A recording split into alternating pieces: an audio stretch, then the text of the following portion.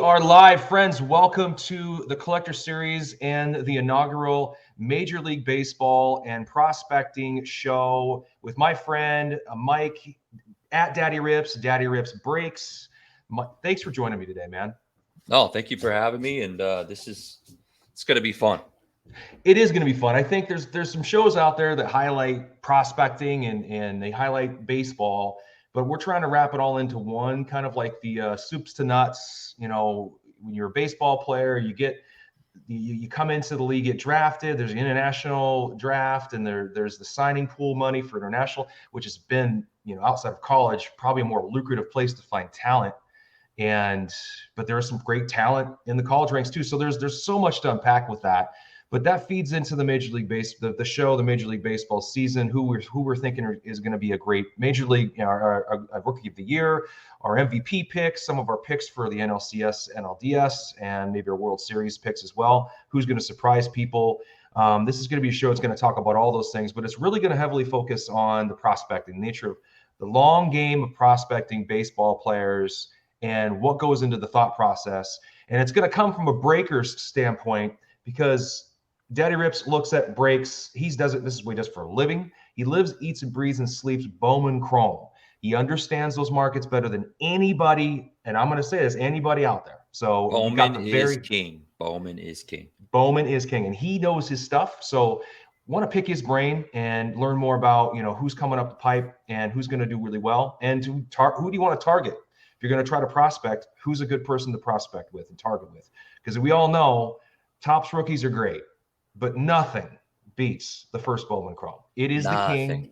Nothing. Because there's so many parallels these days. The first Bowman is everything. It reigns supreme. It's the card you need to have. So Daddy Rips is going to let us know what card is important. I'll caveat all this with, we are not financial advisors. We're not giving you advice on where to spend and place your money and bet and stuff like that. These are all just opinions from us, and mainly from Daddy Rips. It's not going to be, go out and buy these cards, spend all your money, be providential with your money, be smart. This is all a gamble at the end of the day, but have fun and maybe go break. It's a great way. Breaking is a great way to get into some of these players. So anyway, with that being said, what do you think, man? I'd like to go off of that. I'd like to go off of that a little bit. Let's do it. This isn't we're not giving you any investment advice. I think we're just kind of giving you a little guidelines and kind of like a pathway to who we like, who to keep your eye on. Maybe, hey, this guy's super cheap right now. Just go buy a couple of his autos, take a chance, I took a chance a couple of years ago and bought Jarren Duran and I got crushed. So it happens to everybody, and I was on, I'll give you one thing. Like, I was on Jeremy Pena before I told everyone, I was like, this guy's a shortstop. He's for the Astros. The Astros are always in on it. And that was when everybody was chasing Jason Dominguez, Bobby Witt, Anthony Volpe, same class, that 2020 class is absolutely loaded. So yeah, I just wanted to preface that, like, we're not giving investment advice, we just want to talk about the prospects and how fun Bowman is. Yeah, definitely. I mean, you think about that 2020 class, and Dominguez was definitely the leader of that class. And we can talk about classes in the past where, who was the leader in the 2017 class? Obviously Acuna is the guy, right? But who was leading the pack in 2017 that just didn't pan? Guys were spending money on. Who were they spending money on 2017 that wasn't Acuna, right? Was it? Yeah. Or was it? No, I mean, man, who was in that? That's the thing with Bowman is, like, you go back and you're like, oh my God, like, it wasn't in 2016. It wasn't Tatis. It was who was the guy for it was Urias, Luis Urias. They were chasing him. They were chasing him. It wasn't Tatis. Like, there's videos of people opening that product and like, oh, Fernando Tatis, gold refractor auto, cool. And like put it off to the side, know? And so, I mean, there's an infamous picture of someone who sold a Juan Soto, true orange, for like $300 at an LCS, Wow. And it's just, that's why I love Bowman, because you can open stuff now and everybody's chasing Jackson Holiday, Jackson Cheerio, Elijah Green, all these guys right now. And I guarantee you in 4 to 6 months, there will be 3 to 5 names out of both of these classes, these 22 classes, that nobody was chasing, that people were probably pissed off when they opened the card and got this auto. It could be it could be uh, Caden Wallace or whatever for the Royals, or it could be somebody that just the cards are going for $20. His base autos are going for $20, and in 4 6 months, those base autos could be going for $300-400, just like the holidays are right now. So Okay. Yeah. No. So who do you think? So you mentioned a few names from the 2023 class or 2022 class, 2022 class, correct? yeah, And the product 2022. now is 2022. 2020, you say has a lot of firepower. Now, if you're someone who hung on to Bowman, like if you hung on to Bowman Chrome Wax, because some people put aside the wax too, right? They go, I'm going to buy this. I'm going to hopefully leverage it later, knowing this class might pop and people are going to want the wax. Yeah, I think it's a smart play too. Like if you're not into breaking and you are in it for like the long haul, just buy the wax. Like the 2023 class that's coming up, Drew Jones is going to be in that. Another predominant player. His dad is Andrew Jones, played in the bigs. It's like this mirror for like the Matt Holiday, Jackson Holiday. Just buy a bunch of cases and put them away, And I know somebody who has 50 cases of the draft jumbos right now, just stashed away. And he was like, because I really believe in Jackson Holiday. And when that time comes when he gets the nod, or if he's moving up the rankings and his name is just constantly in the MLB pipeline, he's like, I'll shell off some cases to recoup my money because I know they're going to shoot up. And then he's like, I might even rip the rest, just at a chance at hitting an orange Jackson Holiday or even some of the other players. So, right. So before we really get deep into this, because this could go for a while. Let's get your origin story, man. And this part of the Luca Nation Network. When you're a guest on this network, we like to, with the Collector Series, with Andrew Cage's show and with Sharon and all that, with Cage. We're always talking about the origin story. Want to know who these people are that are coming on. So give us a backdrop into, what got you into collecting cards, what got you into breaking. Talk to us about your breaking platform, because that's something that's really interesting to me. So I started collecting cards in 1999 with my dad, and he kind of got me into the scene. We were buying Tom Brady cards. We were Michigan fans, so we were buying Brady cards. As soon as Bledsoe went down, it was like, we're buying Brady's, And so it started there. And my main focus when I first started collecting was all football. The biggest year that I spent money on as a kid was 2001. That was Breeze, Michael Vick, LaDainian Tomlinson, Chad Johnson. It was a great class. Yeah. And that was how it started. And I collected all through high school. And then I went off to college to play baseball. I kind of fell off a little bit collecting, came back right before the pandemic hit, started collecting again and buying cards and ripping. And that's when I started getting into the breaks. I started breaking myself, like getting into breaks, buying into breaks and stuff. And then one of my friends who had a break channel, he was like, hey man, I need help with this. Can you help me? So I started helping him, working for him a little bit, kind of like the behind the scenes guy. Yeah. And then one night he was like, hey, I need you to go live. Start the live, just run it. And I was scared out of my mind. I was shaking. I was nervous. Soon as that live was over, I was like, man, this is what I want to do. I want to entertain. I have a blast with it. I like making people laugh. And it was just a cool like escape, especially with the pandemic and COVID going on pretty heavily. So I was doing that for him for 4 or 5 months, found myself in a position to separate and do my own thing. And it goes back to Jason Dominguez. I pulled a true gold Jason Dominguez Bowman first auto from a box that this guy gave me as a token of like his appreciation. Wow. Pulled that card, sold it 3 days later for $10,000 raw. And then I used that money to build the channel. And I just started like, just from there, just like buy, sell on the channel, buy, rip. So that's how it got into the breaking aspect. And then we became like this like go-to for Bowman out of nowhere because nobody else wanted to rip it. It was way too many cards. It was the papers and you had to know like all these different sets of players from regular Bowman to Bowman Chrome to Bowman Draft. And a lot of the other breakers, and I say this, like they're too lazy to do the research. They don't want to do the research. I have countless breakers call me and text me when a new product comes out.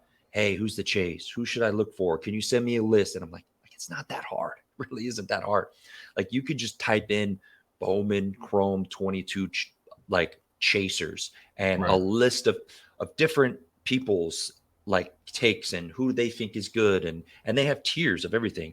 And that's kind of how we start. And then my business partner, his name is Matt, but we call him Sleevey. That's his nickname.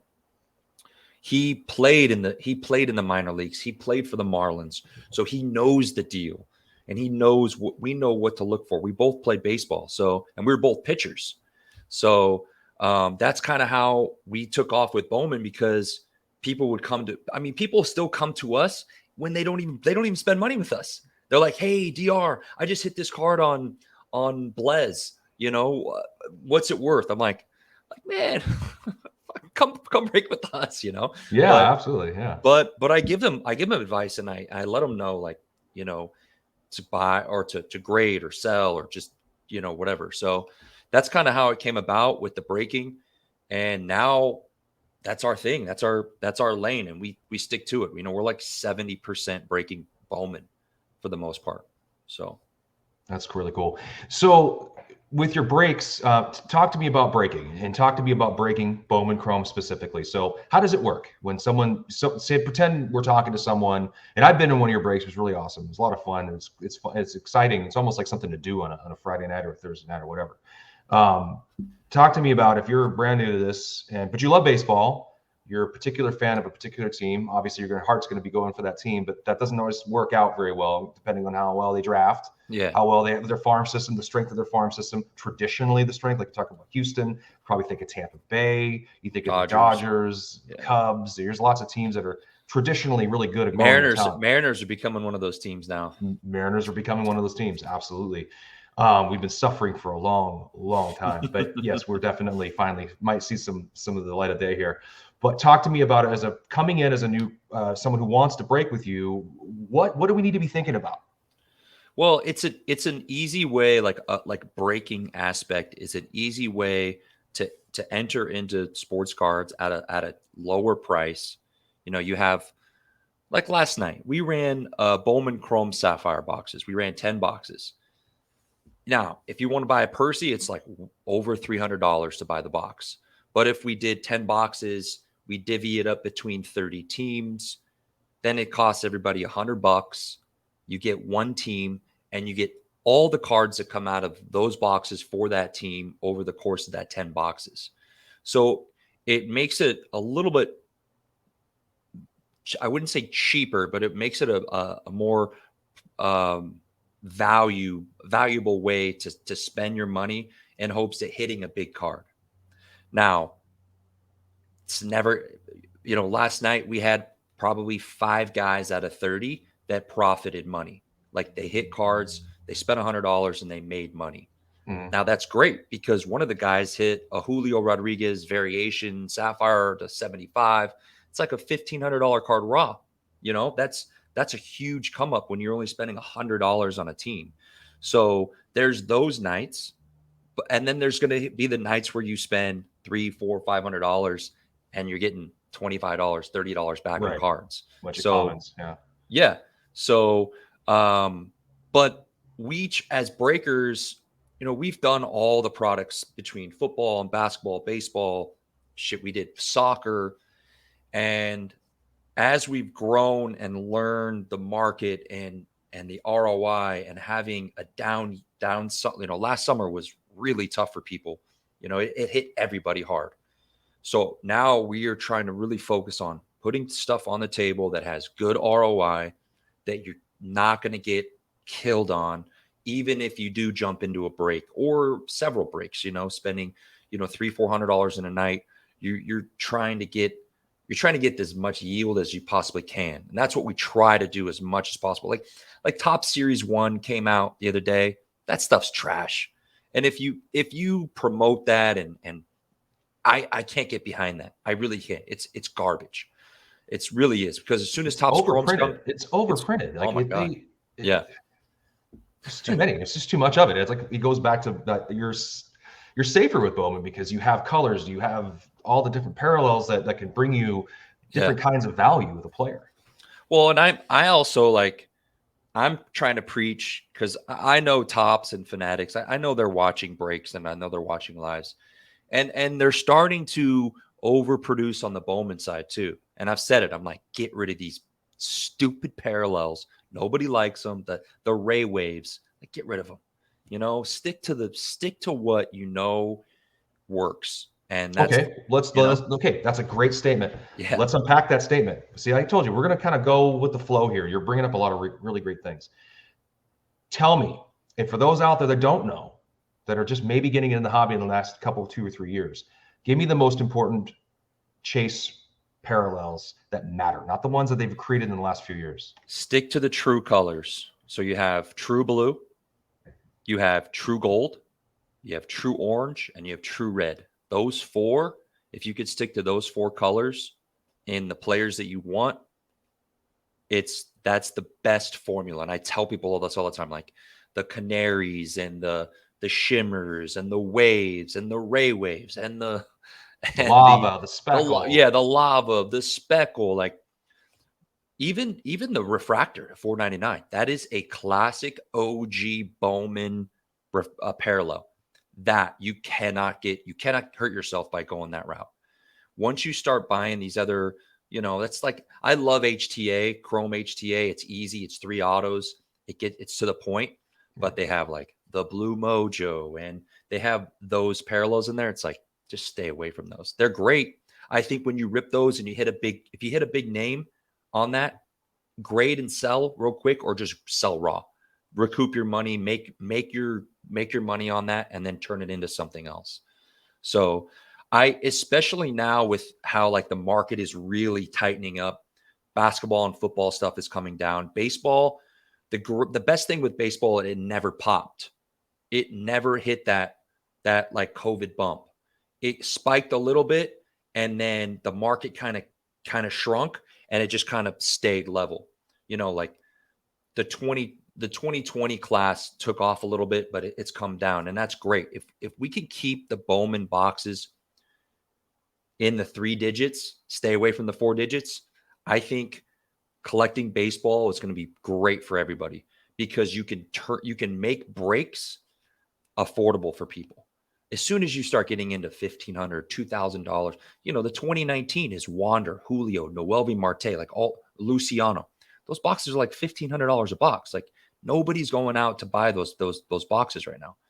So I think it's pivotal to like keep the market where it's at right now. It's like so perfect. Even if it could come down a little bit, be great for everybody, especially for Bowman people, because we're in the Bowman collectors are the long game people. They're not flippers, and that's why the true colors stay true to their numbers, because the Bowman collectors are like, they're crazy. They're like, no, true red, So I would say stay away from all the new parallels.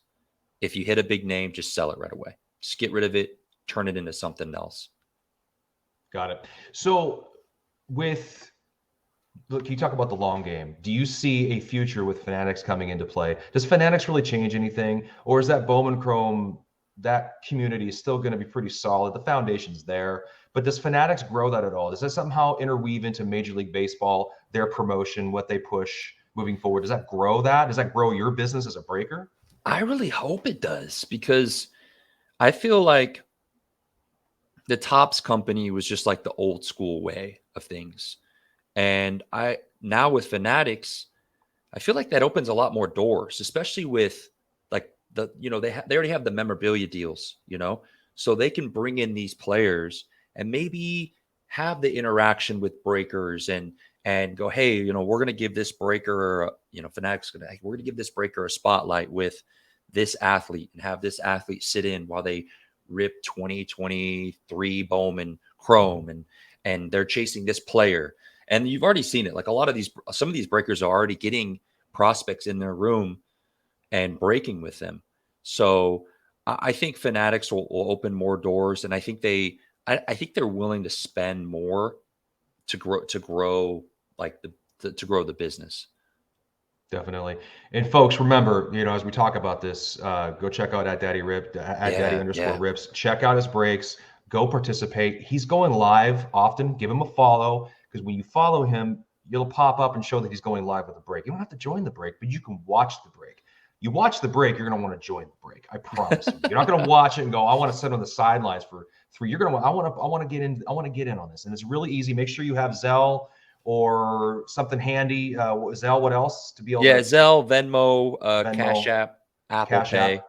Yeah, I stay away from PayPal as much. They stole a ton of money from us, so I stay away from them as much as possible. Got it. Stay away from PayPal, but you have those applications ready to go, because when he's lining everything up and you're getting all the numbers and the teams picked out, you want to be ready to fire that away and pay quickly and get yourself lined up. It's a lot of fun. I had a really good time with it, so I encourage everybody to please check that out.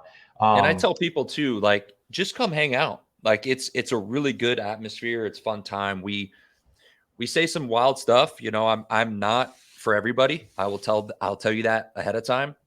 I do curse a lot. I do say some wild stuff. I toe the line. I've been banned on Instagram 5 times now for stuff. But we have fun. We drink Trulies. I have now on Instagram, I have the dual cam, so you can see my face while we open. So it's a lot of fun.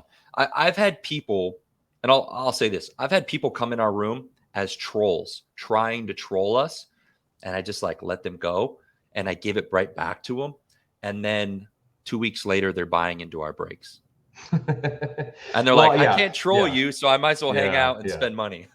Yeah, definitely. I should mention that. So children definitely don't want to be present for that. Yeah. It's more of an adult level. You get in there, have some fun, and it's guys. Think about it. It's guys hanging out, watching a game, and having the normal guy conversation. So so definitely want to a little bit more of a. It's the bar vibe. Everybody's at the bar. We're watching the game. And you have one person talking the whole time. Yeah, you just got Mikey here going off the whole time. He's narrating life. Okay, let's do this. Let's talk about your. Let's look at. I'm gonna put up here we're gonna launch into the top prospects that are so far being looked at. We'll look at the top 100 prospects in MLB, and let's do this. I don't know why it's not doing that. Let me share. It's not let me share. Entire screen. No, just the Chrome tab. Hold on. No, you're good. No, there's no audio. No, it's being weird. So cancel for a second. Try again. Share the screen. Share the screen. Are you seeing it? No, I don't see anything. Whatever. I'll just walk through it. Something's not working on this thing. So the prospect ranks for 2023. It starts off with Gunnar Henderson. Yep. Third base shortstop, Baltimore. Corbin Carroll, outfielder for the Diamondbacks, is in the number 2 spot. Stud. Francisco Alvarez, catcher. So let's do this. I'll walk through replay. I'll just go through the top 5. And you tell me, and maybe a couple guys that are sneaking up here that make some sense. So Gunnar Henderson, talk to me about him. What do you think happens for Gunnar this year? I think Gunnar has a chance to win Rookie of the Year. I think I think the Orioles team as a whole is coming around. I think that team could be real scary in a couple years. I mean, even this year. I mean, they made their statement last year. They made that push last year. With you're going to have Adley Rutschman, Gunnar Henderson. They have Kyle Stowers. They have Grayson Rodriguez, who's a stud. I think Gunnar Henderson around that team could really, really thrive and pop off. I don't have him listed as my rookie of the year. I have someone else I think that nobody else is really talking about. So, and we could talk about that later. But I like Gunnar. I like Gunnar a lot. And if you can go, like I said, if you can go and invest in someone like him, even right now, in a few weeks, if he starts popping off in spring, his cards are just going to go up, because it's all about like what the possibility of what he can do. If he hits well in spring, as soon as he starts having stats in the MLB, the numbers are going to fluctuate. But if you can move some of his stuff, like that's a potential to make some money. Yeah, makes sense. Corbin Carroll, outfielder, Arizona Diamondbacks. Stud. I have him as rookie of the year for the NL. Plain and simple. That's it. Definitely. I'll have to agree with you there. I'm with you on that. I think he's got tremendous ceiling. I think the Diamondbacks were also putting together a pretty good team. You got Alec Thomas. It's too bad about Kristen Robinson, but Corbin Carroll he's going to be a big piece of that. And you got an outfielder, obviously. And again, while we're talking through this, there's going to be a couple pitchers that pop up. Tell me about the premier positions you want to look at when you're targeting prospects. Yeah, stay away from pitchers. Listen, I was a pitcher in college. My business partner is a pitcher, all the way to AAA for the Marlins. I have a soft spot for pitchers, but they just don't sell. And I don't know if that's ever going to change. I don't know if like a wave of collectors can come in and change that. I mean, look at, Clayton Kershaw or Justin Verlander. They're like, their best cards don't even scratch the surface on like low end hitters cards. Like it's really laughable. That's why, I mean, listen, there's lights where we're bending pitcher autos because people are like, I don't want that card. Bend that guy. He's not like he's not even in the league anymore, or he hasn't even been claimed. I'm like, all right, bend, So yeah, it sucks, but I sometimes on the pitchers, like you just got to hit, like if there's any sort of like talk about them, just sell them all. Yeah, definitely. I mean, it's almost kind of the running joke when you get a bunch of pitchers. I had a buddy of mine that works with me, and he's a big Topps Chrome guy. So he bought a jumbo, and you get a couple autos out of there, 2 or 3 autos. He got 2 or 3 autos of the same player, different parallels of a pitcher, like a relief pitcher. That is the worst. Just it's like, what do I do with these? He contacted Topps, like, oh, we're sorry. Here's a couple Topps Now cards. I'm like, oh, thanks for Topps Now. That makes it better. Oh yeah.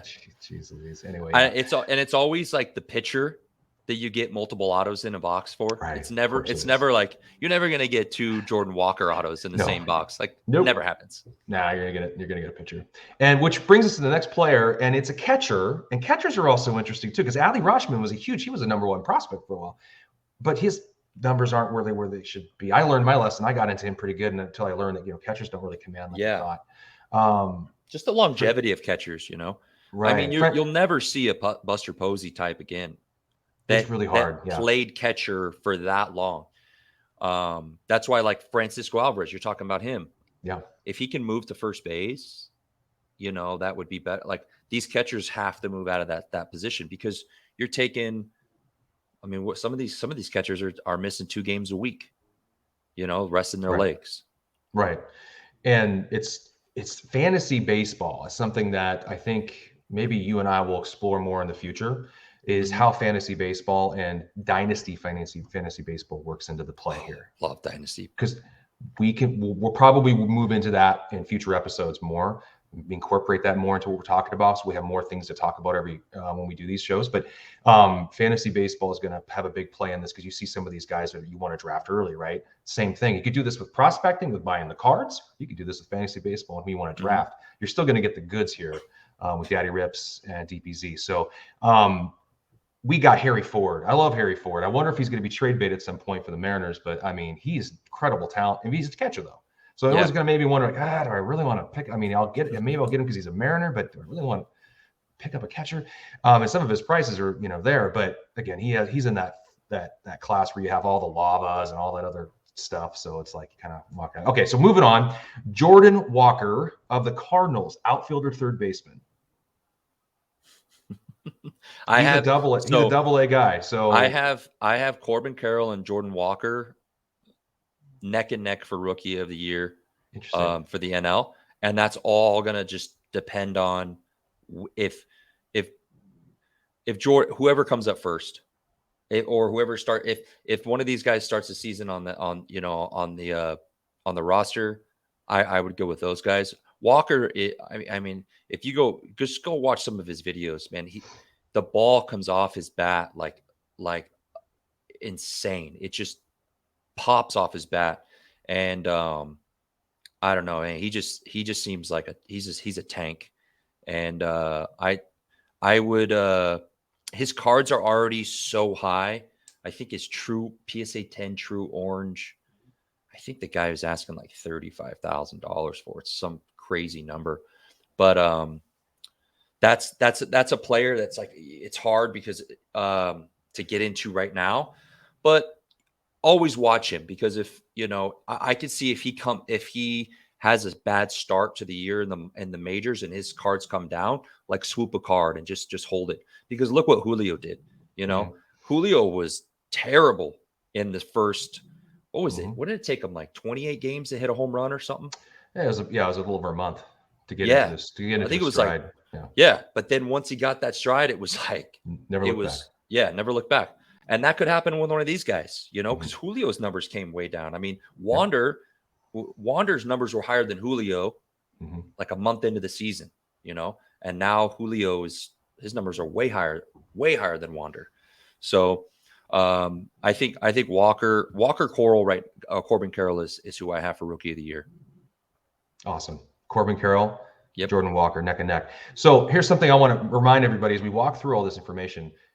This is what Daddy Rips does for a living.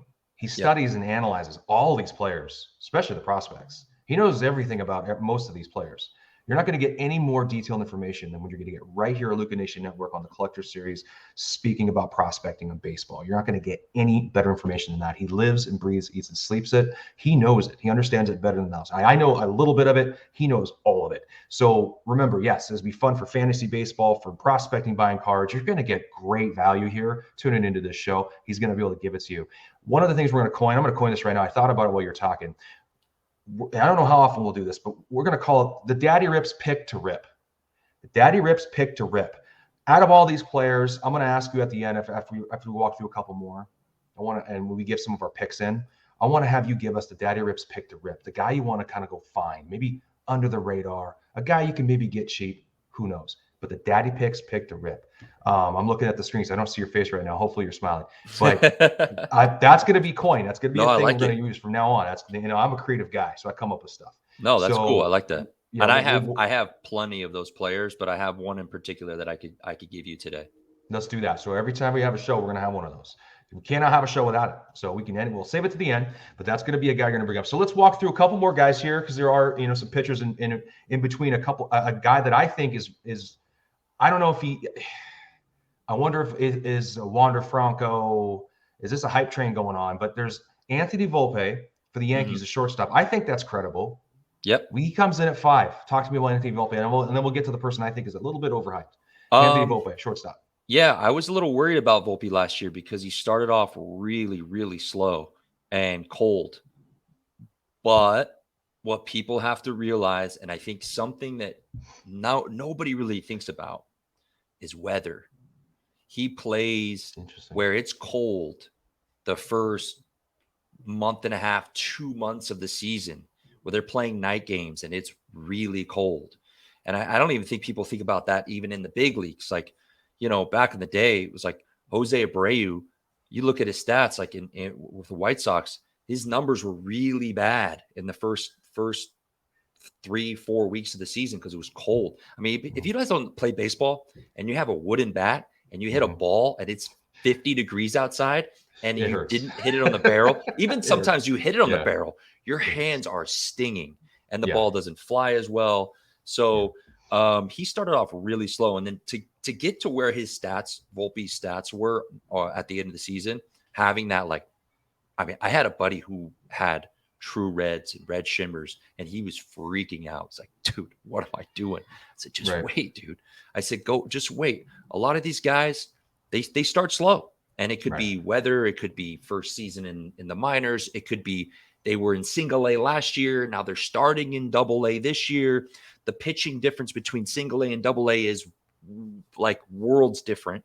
You know, you're talking like the difference of double A to minor to the major leagues. That's the difference between single A to double A. Wow. So I think Volpe being top 10 is credible.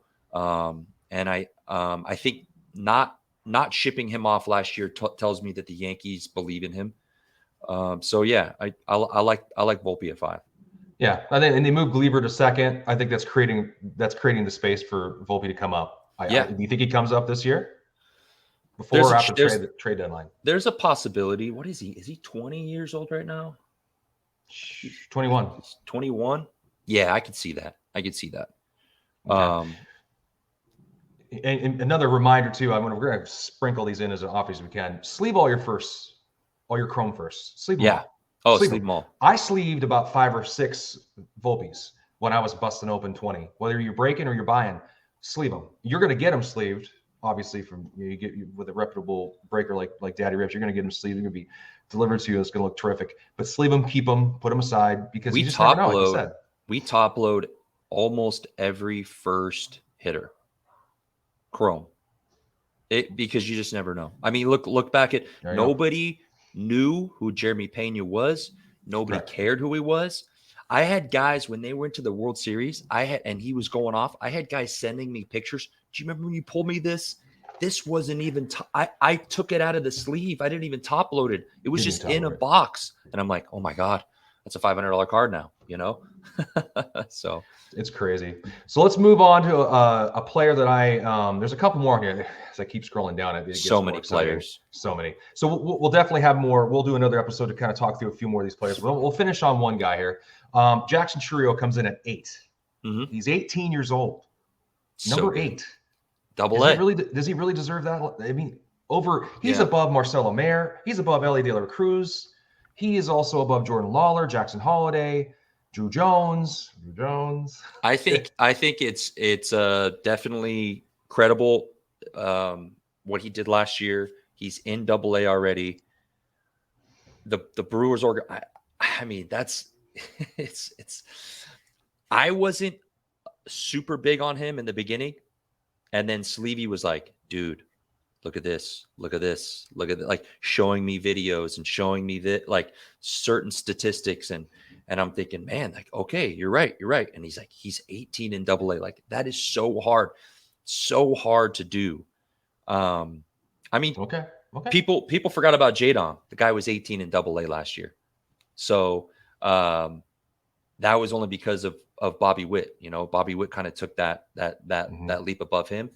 Jackson Cheerio is the dude. I really believe in him now after seeing some certain things. So if you have big cards of him, I would hold. Okay. Hold. It's any true colors, hold. Hold Cheerio, especially true colors. You mentioned Dominguez. What do we expect from him this year? Well, we talked about the Yankees for a minute there. We might as well throw Dominguez in there. Yeah. I think he's going to surprise some people this year. And I only say that because everybody is on the other side of the fence. So I'm going to side with him this year. I'm going to say, you know what? I think he's going to surprise people. And then people are going to start digging into their boxes for their old Jason Dominguez cards. Great. Okay. So we walked through the prospects, the top 5, 6, 7. Or I threw a couple in there. We skipped over a couple pitchers. We told you why. Nothing against the pitchers. We love our pitchers. But let's now walk into the show. Let's talk about Major League Baseball. And at the end of this whole thing, we'll do the Daddy Rips pick to rip will be the way we'll finish this first episode off. And we'll go through some more in another episode. I have a feeling we're going to be doing a few of these. Let's start. I'm going to start out myself just because I'm going to kind of get, I'm not going to be able to go into as much detail on the prospect side, but I can talk a little bit of Major League Baseball. I personally think we're going to start with our NL MVP and AL MVP picks for the year. Yeah. We'll just start there. We'll start at the very top.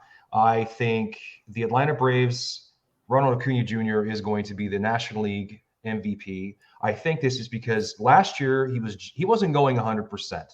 The speed wasn't there. He was holding back. I think everything comes back. He's had a great offseason. He's going to come out there, and he's still young. He's going to come out there and he's going to take over. I think that Fernando Tatis, some of these guys have kind of taken a step out or back or out of the league or whatever. And I think Acuna reminds us why he's important, why Freddie Freeman is important to keep in Atlanta. He's the guy for Atlanta. I don't care if Matt Olson's there. Grissom's good. You got a lot of talent on that Braves team, but I think Acuna is the man on that team. He's the leader. I think he's going to take a big step. He could have potentially a 40-40 year. I think it's capable. He's capable of having that. I think the shift being banned is going to help him too. I think the shift being banned is going to help a lot of players. I do love that they banned the shift. That's going to have a big impact on a lot of pull hitters. It's going to have a huge impact on pull hitters. So, but Acuna's not really that guy. He plays really well, but I think his speed comes back. It makes him more of a threat out in the outfield. I think it makes him a threat on the base pass. I think his bat's always been there. And that's just I think he's going to unleash this year. He's going to be, and it's not even going to be close. I think it's going to be Acuna running away for my NL MVP. How about you? I'm right there with you. I liked them. I liked them last year, and I love them even more this year. And it's so crazy that they won the World Series without him. I thought last year, I was like, man, if anybody, I'm a Dodger fan. It's like, if anyone's going to win, it's going to be the Braves. They got everybody that back. They got, but I think Acuna, I have a close second is Soto, because I am on the same page with you. I think the Padres are going to be a scary, scary team next year. We saw that in the playoffs. But I have Soto close second, but I think Acuna comes back with a bang. I think you're right. I think he's going to be back to stealing bags, and he's at 100%. And when you're at 100%, he's going to be back to just playing balls to the wall. Speed is so important in today's game. Yeah. Speed is so, you think about the early 80s St. Louis Cardinals team, Whitey Herzog, Whitey Ball, all that speed will win. It'll get you places. But I think he's got it in spades. He's going to run away with it. My American League MVP, and I'm voting with my heart a little bit, but I just think Mike Trout, I think he comes back and he silences everybody who's concerned about his health. I think he plays most of the year, if not the whole entire year. I mean, he missed a whole month. He still hit 40 home runs last year. I think his stroke's back. I mean, I follow him on Instagram, so I see all the things he's doing. Sorry, Marco, one of my buddies that doesn't, he probably wouldn't agree with me on this one, but that's okay. I think Trout wins the AL MVP. I don't think the Angels, they make too much noise as far as postseason is concerned. So I don't think he quiets those critics, but we all know baseball, that's not the end all be all. But I think that he does win that award, and I think it's probably, and it'll be the last time he wins it. I think after this year he starts to regress. Yeah, I think it's just natural. I think this is the last year that he just kind of comes out. So I think if you're holding Trout, it might be a good time to maybe jump into that. I think but Trout's a long-term guy. I mean, if you got Trout, you're holding that guy long-term. Oh, I mean, yeah. I think also, and I'll add to this, I think that Trout's market he's more of a long play. It's like you're keeping that guy for when the next wave comes of these young kids that grew up with Trout have the disposable income. That next phase comes. We know it's going to happen. It's all cyclical. They're going to want Trout because they grew up with Trout. Trout's going to be their Ken Griffey Jr. like Ken Griffey Jr. is to us. Mm-hmm. So that's going to be the time to sell. Some of us will be retiring, and that'll be great timing. But I think he's the guy you sell at that point, or you hand. He's like the Tom Brady of baseball. Correct. Right? You sell him way later. later. Except he's got no championships, and he doesn't even have a playoff win. But I think like he's just the guy that you just put away and just don't touch it. And that'll be fun. Because guess what? You put it away. The worst he can do is have the career he already has, right? And he still has a potential to have playoff wins. I think he's going to get. It's a hot take. I think he's going to get a World Series champion. He's not going to get it with the Angels. The Angels organization is really bad. I don't know what their problem is. They always have all these injuries to pitchers. I don't know if it's their training staff. I had a buddy play for the Angels. I'm not going to disclose his name, but he said playing for the Angels was like not playing for a major league team. He said he's played with all these other teams. He goes, walking in there, it's like, this is not a major league team. This is not a big boy like organization. So interesting to hear that. yeah. So I just think eventually he's gonna go chase a ring, and He'll be it. a guy that gets one later down the road when he's Yeah, all done. I wouldn't disagree with that. I don't think he's going to be a major part of it. I think he'll just be a participant in that ring. be like a DH on a He'll team be like later a in DH his, on a team. Yeah, he'll be a guy getting it like a Nelson Cruz getting it at his point in his career. But I do. It's not just about his stats. I think he's a Ken Griffey Jr. I think he also kind of matches Jr. in his stats at the end of the day. Will he be a 3,000 hit guy? Will he be a 600 hit home run guy? I don't know. But what I do know is that he's going to have the hardware when it comes to the personal statistics. But more importantly, it's his market. It's the his collectability is akin to Griffey's in the sense that there's like dedicated fan base of his. Yeah. That will carry that market, that people my age, people a little bit older than me, people a little bit younger than me, and I'm 42. And then you got these young kids coming up that grew up watching him win, MVPs and him being the man over and over and over again. People love excellence. They love Brady. They love Jordan. LeBron. They love seeing people win, and have an excellent track record of that. I think his market's strong. His market's going to carry him into the future. And later on, when all those kids grow up, he's still going to be that guy. He's going to be the Tom Brady he's going to be that guy. So the market will carry him. He's someone you put away and not worry too much about, in my opinion. So that's my MVP. How about you? AL is tough. I have like 3-4 guys listed. I feel like the AL, come on, it's like barking. I feel like the AL is just deep. I have right now, man, I might get flack for this one. I got Bo Bichette.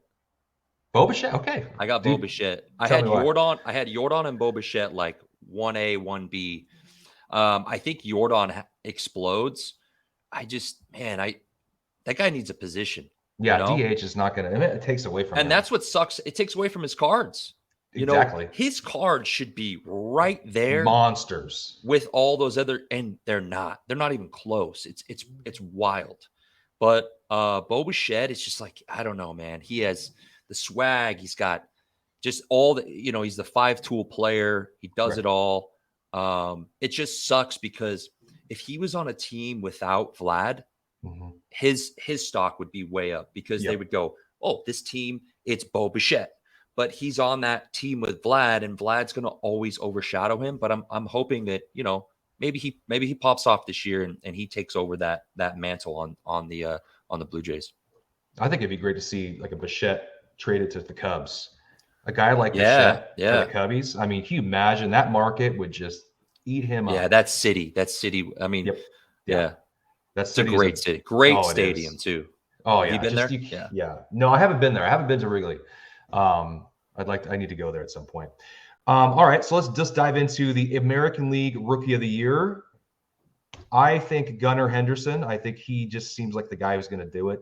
It's going to be his year. I think it's going to be his year for cards. I think people are going to be chasing him with the Chrome products. They're going to be looking back at the Bowman products. I think the Orioles are going to take. The Orioles were right there at the end last year. They were threatening. My Mariners trying to get. They were. They were there. I think they make another step. They take another step, and they're actually even more competitive this year. I think they make the playoffs this year between you and I. I think that if they would have made the playoffs last year, that team would have been real scary to go up against. Correct. So Gunner's mine. How about you? All right. So everyone's going to be on Gunner. This is going to be like a little hot take. I think Oscar Colas for the White Sox. Interesting. Yeah, I think he's at the age. I think the White Sox are going to be using their farm system. They're going to bring him up, and I think he's going to. I mean, the guy absolutely crushes the ball.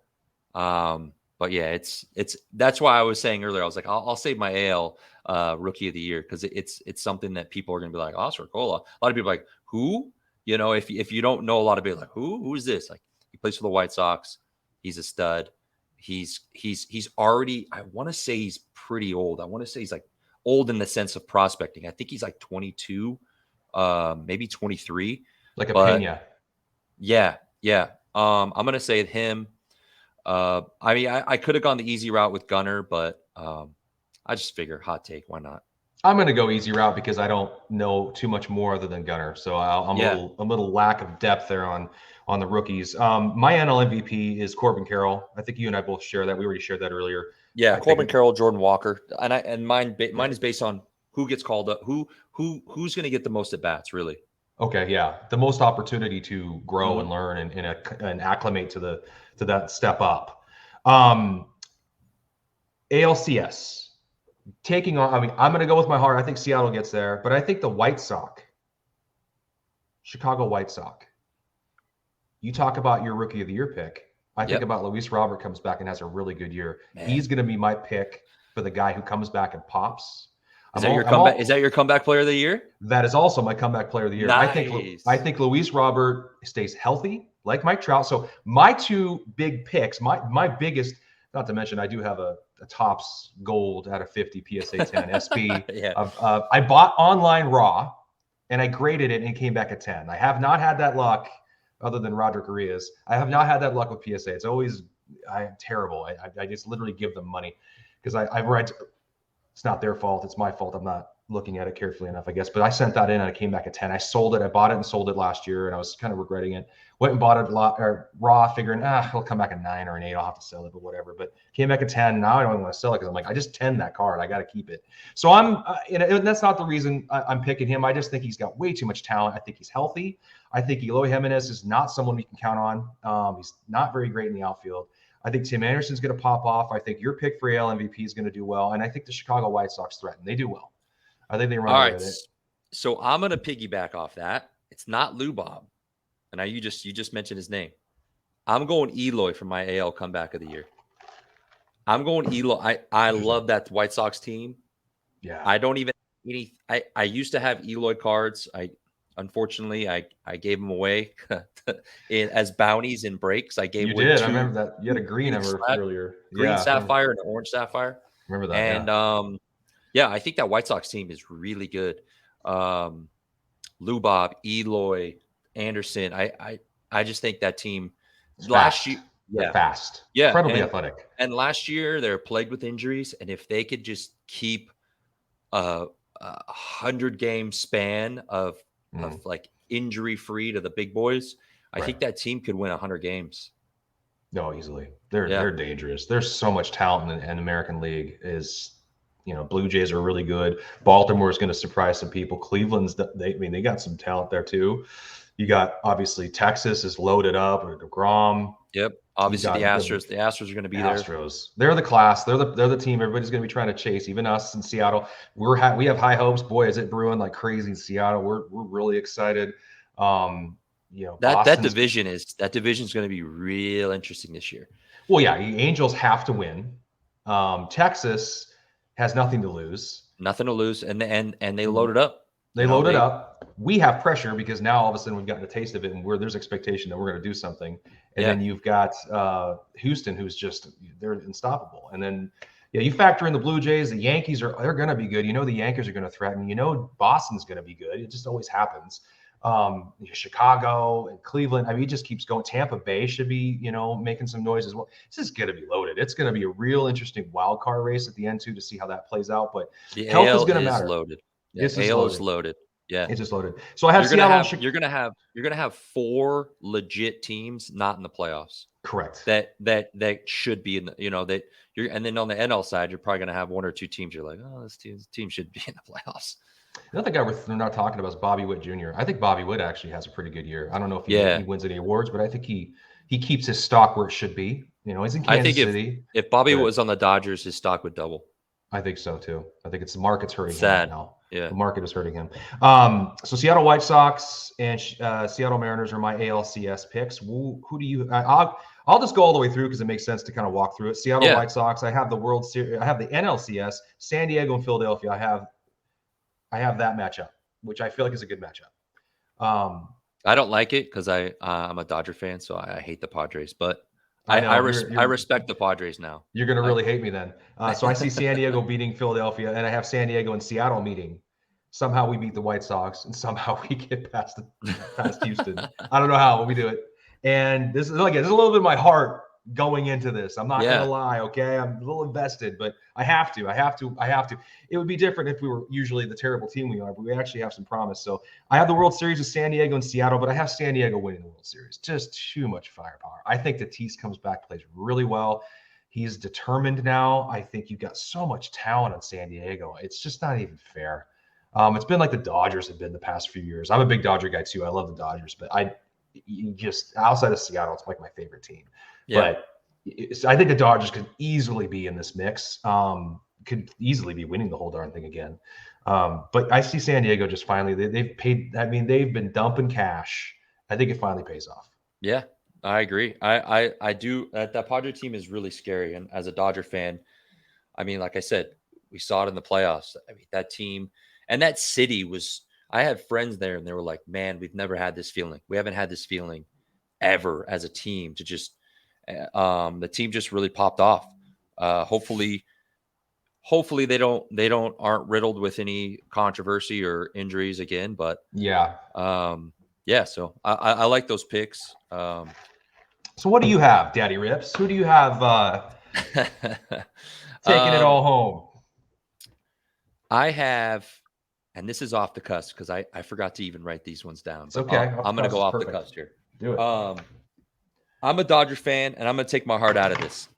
Dodgers aren't doing it. The Dodgers won't win a World Series with Dave Roberts. Okay, the COVID balloon or what is it?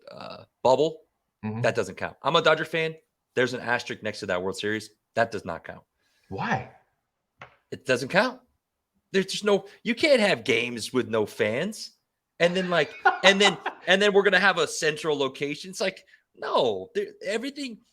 I think the fans, the opposing, like you go on the road, that environment plays a huge factor, right? It has to. It's got to factor in like 20% into the game. With I don't know, man. That's a stretch. Saying that it's not a legitimate one. I mean, just the fans I'm a Dodger fan. I'm gonna say there's an asterisk next to that World Series. It wasn't legit. And then what piled on is when the cheating scandal come out, and I'm like, we kind of deserved the one before, all that stuff. As a Dodger fan, I think Dave Roberts has to go. The only way the Dodgers are going to win another World Series, he's got to go. He came into the situation just like this loaded team, and then he makes all the right moves in the regular season, makes all the right decisions, and then gets to the playoffs, and it's like, we're going to start, Yu Darvish. When 2 innings later, he brings in Kershaw anyways. Like that stuff just pisses me off. It just gets me going as a Dodger fan. I don't even want to talk about it because it's heated. You being heated is okay, brother. Heated. It's okay. I'm going to go NLCS. Man, I'm going to get heat for this, man, as a Dodger fan, but who cares? I'm taking my heart out of it.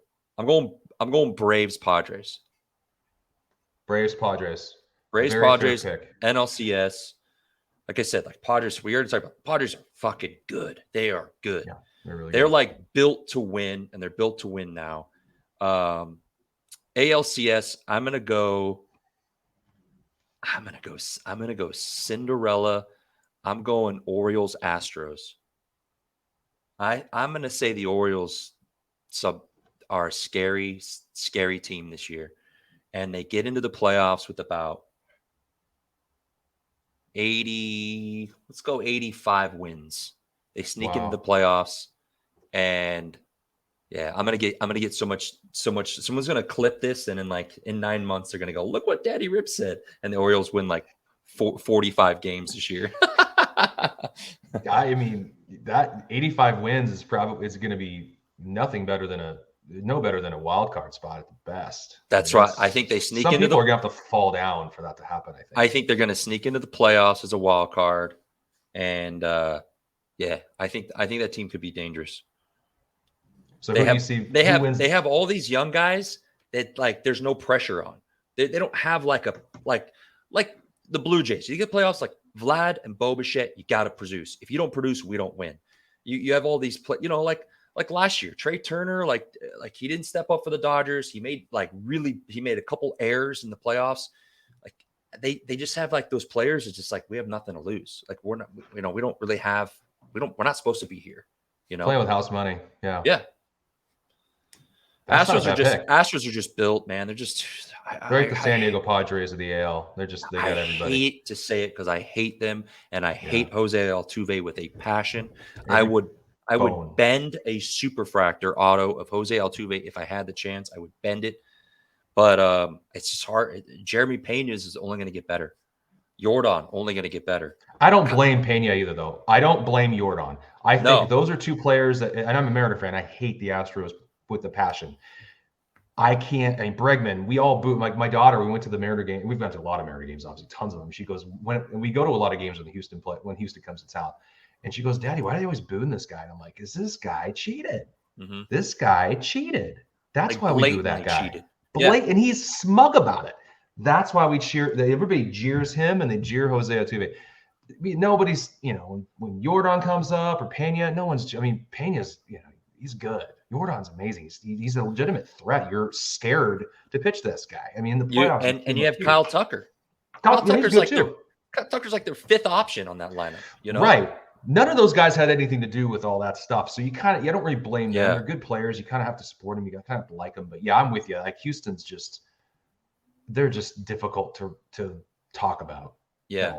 And that playoff atmosphere, that's the thing. It's like you go to Houston, like that's an atmosphere to like, oh my God, like this is really tough. It's really tough to win there. I see what you're saying though. That makes some sense though. The fans being absent, it's a very different experience for the players. When the Phillies were winning 1-0 in that game in Houston, and Jordan hit that 2-run. I think it was 1-0 game. Jordan hit the 2-run home run. You felt game was over. Yeah, like literally, Phillies were just like, we're done. Like we either win this game 1-0. This guy hits a 2-run home run. Game over. Like I felt it as a fan. I was like, Astros are winning the World Series. It was done. Yeah, and it makes you sick too because you don't want to see it, but that's what's going to happen. Yeah. You knew it was going to happen. That's tough. All right, so who do you have in the World Series? Astros, Braves. Okay. Yeah. Who pulls that one out? Please go with your heart on this one. I'm going Braves.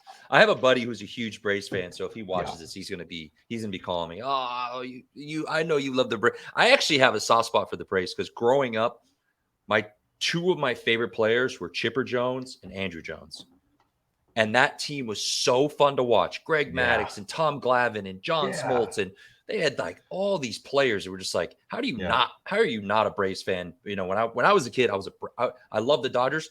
But watching the Braves were so much fun. So much. Well, they're on TV all the time. We all got their channel. Yeah, I grew up next to TBS, right? Yeah, the TBS. The only games I got were TBS, and I grew up next to the Canadian border. I'm still kind of close to it now. I grew up near the Canadian border, and I have a lot of my mom's Canadian, a lot of family in Canada, so I'm a big hockey guy too. But we watched Hockey Night in Canada, and I watched the Blue Jays. That was it. Blue Jays constantly. That's all I watched. I watched those two World Series. I was almost a pseudo fan. I went to the games in the Kingdom, see Griffey. I did a lot, but I never watched it on TV until '95.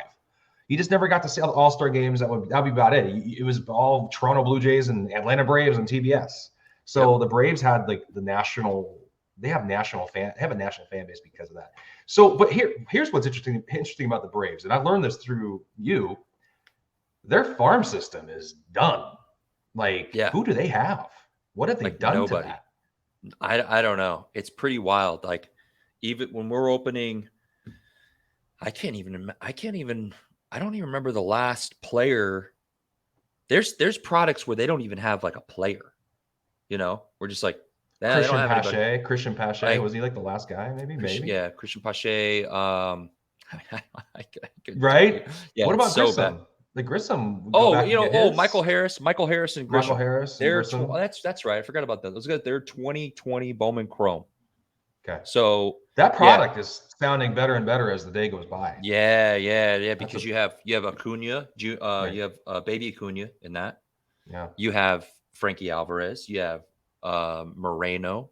You have Grisham. You have Harris. There's Luis Matos. Yeah.